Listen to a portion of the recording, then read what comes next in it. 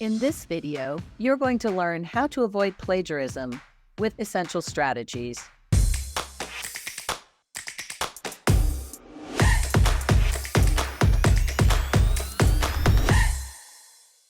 Before we get started, make sure you subscribe to this channel, and if you're on YouTube, check the alert notification button here.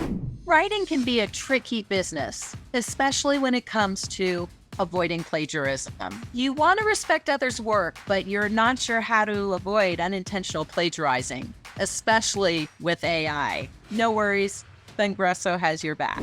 Our blog post, How to Avoid Plagiarism, 5 Essential Strategies for 2023, provides you with essential strategies to prevent unintentional plagiarism and maintain your writing integrity. So let's dive into some key takeaways. Firstly, understanding what constitutes plagiarism is crucial. It's not just about copying someone else's work word for word. Even paraphrasing somebody else's ideas without giving them credit can be considered plagiarism. Secondly, proper citation is key. Whether you're quoting directly or paraphrasing, it's important to acknowledge the original author. This not only respects their work, but also enhances your credibility.